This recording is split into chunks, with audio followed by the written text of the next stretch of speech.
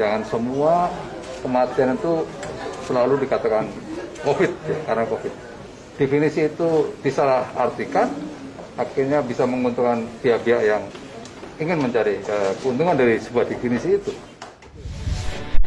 Muldoko, cerita tentang orang tabrakan dibujuk untuk tanda tangan sepakat positif COVID adalah sebuah fakta tak terbantahkan. Bahkan sempat salah satu rumah sakit di Surabaya didemo oleh ojek online gara-gara kasus ini. Cerita tentang mayat yang meninggal karena tenggelam, kemudian dites COVID, juga adalah fakta. Entah bagaimana ceritanya orang yang sudah meninggal tapi masih dites COVID. Dua cerita tersebut bukan sebuah kebetulan belaka, bukan pula kelalaian atau kekhilafan oknum, tapi juga terjadi di banyak daerah dengan beragam modusnya. Saya juga menjadi saksi hidup bagaimana petugas kesehatan mendatangi rumah warga dan membujuknya untuk setuju di-COVID-kan.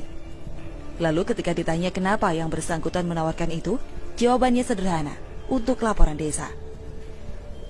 Cerita soal pasien yang meninggal karena penyakit lain bila tidak mampu membayar biaya, ditawari surat positif COVID. Cukup menyetujui pemakaman COVID, maka mayat bisa keluar tanpa perlu membayar. Belum lagi aturan pemakaman COVID untuk semua pasien yang dicurigai. Bahkan meski tidak ada gejala pun divonis dicurigai COVID, sehingga pemakamannya harus sesuai aturan COVID. Beberapa hari setelahnya, hasil tes keluar dan ternyata negatif. Berapa banyak mayat yang dimakamkan sesuai standar COVID, tapi hasil tesnya ternyata negatif? Banyak. Lalu apakah setelah itu lingkungan sekitar tahu bahwa ternyata hasilnya negatif? Tak banyak. Ini seperti hoax yang terlanjur menyebar. Klarifikasi dan permintaan maaf tak akan pernah cukup menjangkau semua orang yang sudah menerima info hoax tersebut. Berbulan-bulan kita melakukan protes. Banyak sudah yang melawan praktek jahat ini. Lalu kemarin, akhirnya Muldoko mau ikut menyuarakan, meminta pihak terkait untuk tidak memaksakan status COVID ke pasien yang sebenarnya non-COVID. Bagi saya ini jelas angin segar. Angin perubahan yang langsung terdengar dari kepala kantor staf presiden.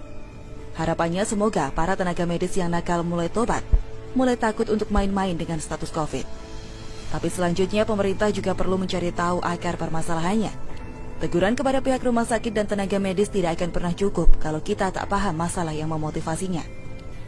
Coba jelaskan ke publik, atau minimal cari tahu, kenapa ada pemburuan pasien dan mayat COVID? Kenapa ada tenaga medis yang mengincar penambahan pasien COVID? Kenapa ada tenaga kesehatan yang mengincar warga dengan penyakit bawaan dan menahun untuk diperiksa dan dipaksa COVID? Sebenarnya ada apa dengan mereka? Apa motivasinya? Tidak mungkin mereka melakukan ini tanpa alasan yang jelas. Memang sudah banyak kabar dan desas-desus terkait motivasi dan alasan tenaga medis bertindak nakal. Tapi tetap saja ini harus dikonfirmasi karena berkaitan dengan perbaikan kebijakan. Pada intinya kondisi kita sudah krisis, masyarakat sudah menjerit. Sementara di level kebijakan dan wilayah medis masih banyak permainan dan akal-akalan. Bagi pejabat dan profesi tertentu yang punya pendapatan tetap setiap bulan dan kini mendapat subsidi, mungkin COVID ini tak mengganggu kehidupan mereka. Kebutuhan pokok tetap terpenuhi. Tapi cerita para pekerja swasta tidak sebatas masalah PHK. Bahkan makan pun kini hanya nasi dan kecap. 7 bulan sudah kita menghadapi corona dan hasilnya resesi ekonomi. Sampai di sini mestinya kita sudah mulai berpikir tentang evaluasi.